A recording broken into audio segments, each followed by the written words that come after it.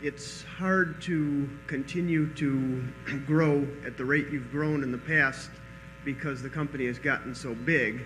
And I'm wondering if you could elaborate a little bit on that. And my second question, which is totally unrelated, but I've also read where you're very good with numbers, with working things in your head. And I'm totally a rookie when it comes to economics and accounting and things like that, but I'm very good with numbers and keeping things in my head, and I'm wondering if there's some way a mathematician who knows very little about the business world, what I could read or what I could do to learn how better to invest and how you did that.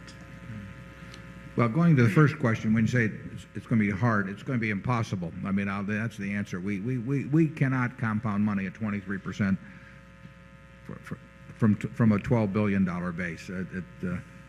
We don't know how to do that, and it would be a mistake for anybody to think that we could come close to that. We think we can do okay with money, but we did not start with a $12 billion base, and we've never seen anybody in the world compound numbers like that at that rate. So we'll forget that part of it. But there are intelligent things we can be doing. The second part of the question,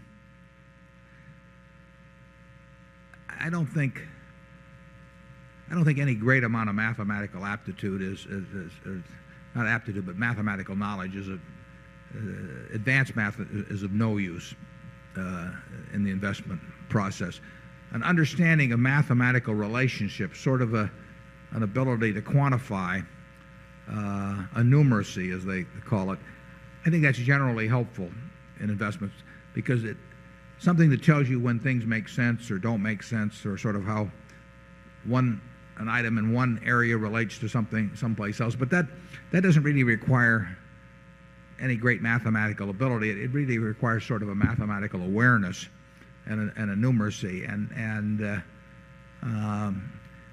I think it is a help to be able to see that. I mean, I think Charlie and I probably, when we read about one business, we're always thinking of it against a screen of dozens of businesses. It's just sort of automatic.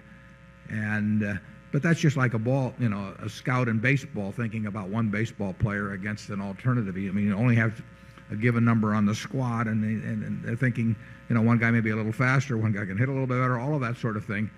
And it's always in your mind you're prioritizing and selecting in some manner.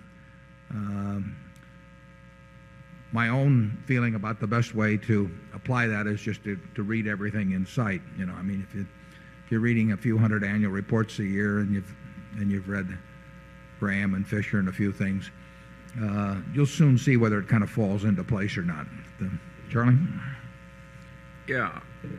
I think the set of numbers, the one set of numbers in America that are the best quick guide to measuring one business against another are the value line numbers.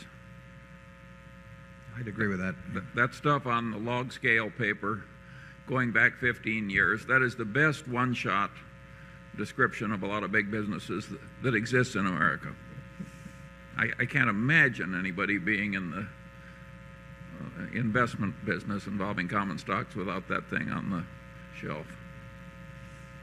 And if you sort of have in your head how all of that looks in different industries and different businesses, then you've got a backdrop against which to measure. I mean, if you'd never watched a baseball game and never seen a statistic on it, you wouldn't know whether a 300 hitter was a good hitter or not. You have to have some kind of a mosaic there that your thinking is implanted against, in effect. And the value line figures, they cycle it every 13 weeks, and if you ripple through that, you'll have a pretty good idea of what's happened over time in American business. By the way, I pay no attention to their timeliness ratings or stock ratings. No, none of that means anything. It's too bad they have to put that there, but it's the statistical material, not the... I would like to have that material going all the way back. They cut it off about, 15 years back? Yeah, but I saved the old ones. Yeah. Well, I wish I had that in the office, but I don't. Yeah, Charlie and maybe even I do it more. We tend to go back and, I mean, if I'm buying Coca-Cola, I'll probably go back and read the fortune articles from the 1930s on it or something. I like a lot of historical background on things just to sort of get it in my head as to how the business has evolved over time and what's been permanent and what hasn't been permanent and all of that. I probably do that more for fun than for actually decision making. But I think it is. I think if you think about if we're trying to buy businesses we want to own forever, and if you're thinking that way, you might as well see what it's been like to own them forever and look back a ways.